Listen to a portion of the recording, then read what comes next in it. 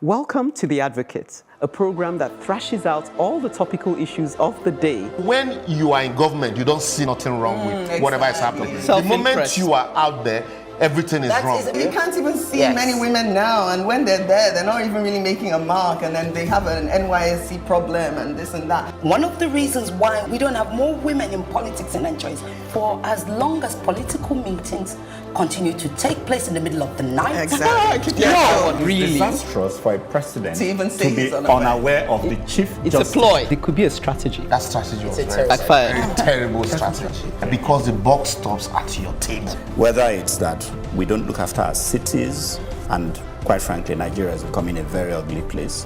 When you are the only one feeding the people with this news, and there is nobody countering them, it becomes, the news.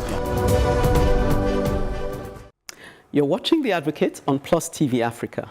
Time to sound the alarm.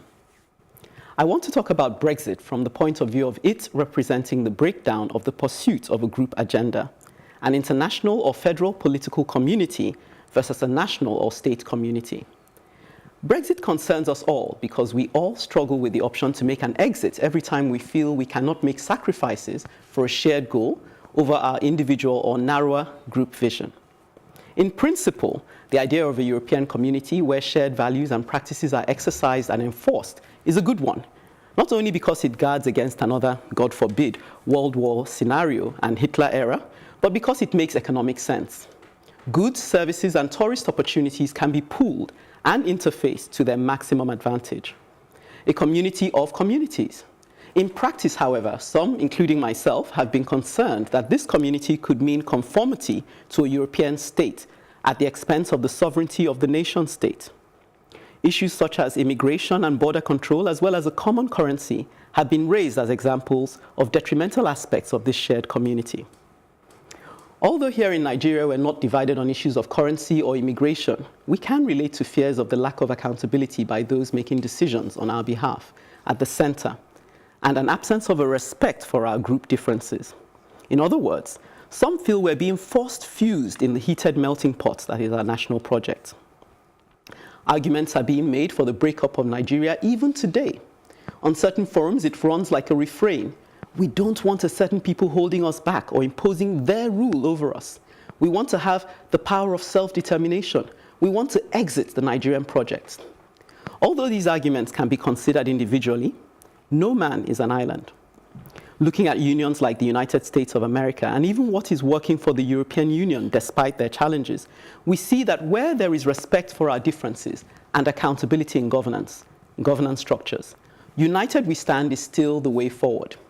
For every argument against uniting for the common good, there's several arguments in favor of staying together. Let's not assume that the door-marked exit is the way to go. Yeah. Dr. Nnamdi Azikiwe once said, when two incompatible mates, they agree, the only way they can move forward is to agree on certain issues and agree to disagree. Agree Agree to agree on certain issues and agree to disagree on others. The problem you find with most people who are consistently looking at the exit door is that they find it difficult agreeing to agree or agreeing to disagree. Okay. And if we all agree to agree and agree to disagree, no matter how incompatible we are, we can coexist. Okay. That's one problem that it's happening with Brexit. That's one problem you see in Nigeria also, where some people, it is only when they're out of power they feel marginalized. It is when you don't hold the lever of power or that thing that you want, you desire, you feel marginalized. But there are some other areas where you can actually impact if only we agree. This is the way to go. This is how we can do it. This is how we can individually or collectively do it. Well, everybody will benefit, but nobody's looking at that, bigger picture, and that's why we see it that way. No, you see, I think the reason why this Brexit thing is happening is because Britain has, in essence, lost its sovereignty. So there's so many Brexit now. I mean, the EU makes the laws for some would disagree with that. No, they actually do. Some would say Britain has the strongest voice. But it's Yes, they do. They have the strongest bargaining power, but the EU makes the rules, and that's why you're seeing there's a lot of like unrest going on in various European countries now. So the people are no longer happy with what the EU is dishing out to them, and they feel like it's about time, you know, their considerations are now being put to the front. So you're hearing about the yellow jackets in France. You're now finding that it's the people that are fighting against their government because they're not happy with their government not listening to their needs. Because Europe is dictating to various individual countries about how their countries should be run. They don't know how to tell those countries. This individual country makes up Europe. So Europe is not an isolation. It's still different. It's still different. The reason why we in Nigeria we're not happy with our leadership is because many of us believe that our leadership has lost touch with what we want, and it's the same thing going on in the UK. It's the same thing going on in France. It's even the same thing beginning to go on in Germany and that's many of them want to break away from Europe. And you know what? I believe that there are times when you should break away because this one about agreeing to disagree and agreeing not to disagree and all whatever you said is that first of all, the government, if for instance the government is imposing their rules, imposing all manners of their will on the people don't even have any option but to be like, oh, okay, I'll just take it. That's so the agreement now they are fighting back, and that's what you're going to see. It's going to be like a wave cruising the government agrees to the entire Europe. So I don't know. No, it's true. You're in seeing the UK, there's still a divide. It's huge. That's what the people that want to remain want you to believe. Majority of people, when they voted, majority of people voted to leave. But they said they did so because don't mind them. You hear all these things. You hear it. Let them vote again. They You'll wanted see. their country back.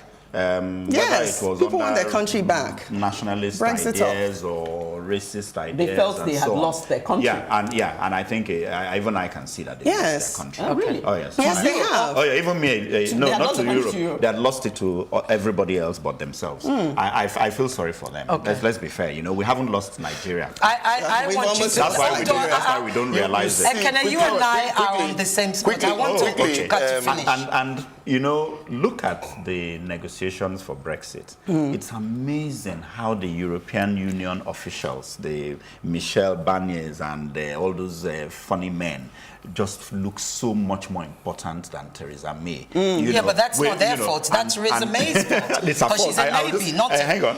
No. Don't bring her down too much. I know she's in trouble. Deal with the substance. And, you know, she just looks so... I just felt sorry for but her. it's She wasn't that... like a she's prime minister. powerless. But it's that... Powerless, completely. She's like a Her puppet. people don't want... as it is now, I know that they would want to stay in the union.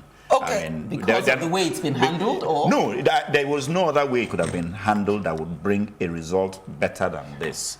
Even if you handle it better, you seemed like a more whatever, you'd still come back. Now they're beginning to fail. Libera, sorry to stop you.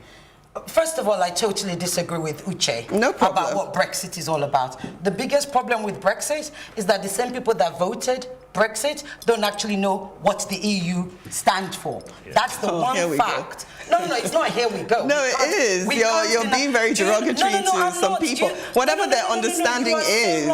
The next day, go on your Google, ask Google, because Auntie Google, she got all the facts. The day after the Brexit vote, the biggest search on Google was, what is EU?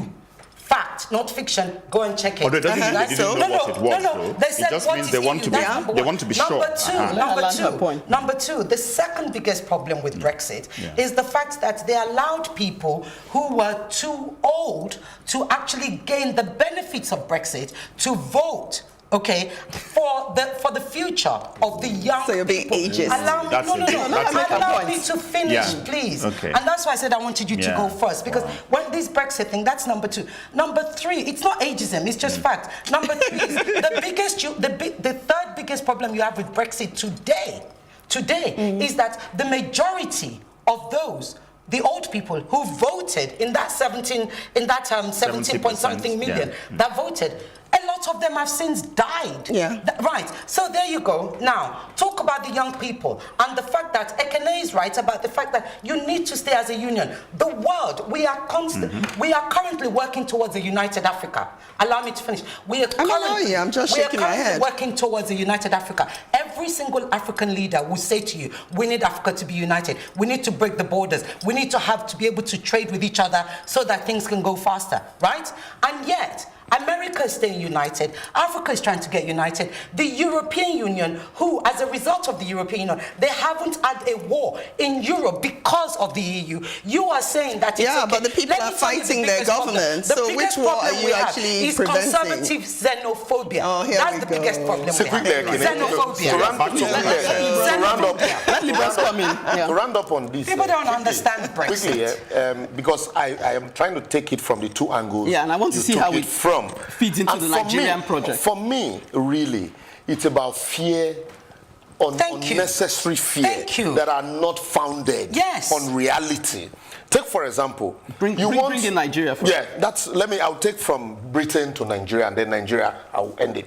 You want people, foreigners, to come school in London, in Britain, and you want money. Yes. You earn from there. You want people to come to your country won't wake up at 6 to come spend money. You want people to come work, you know, and then even buy into your real estate. And yet you say these people shouldn't own a part.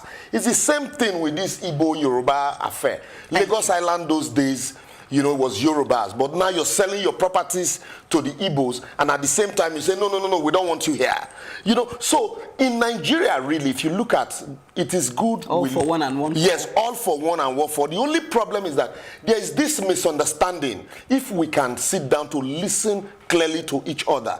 This EU we talk about are inhabited by leaders from all of these countries. And so they sit down, instead of looking at the positions from only the British point of view, from the German point of view, they look at it from everybody's. You know, be beneficial for all of us. And then when one group now says, no, I want it to be beneficial to only me, just me, then you say the decision is affecting you. So that's what's basically happening here. Wow. And all the funding that they were getting from the EU, where they're going to get it now until...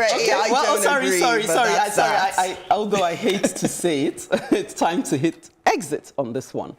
Libras is set to score an inspirational touchdown as he focuses on the fight for life after the break.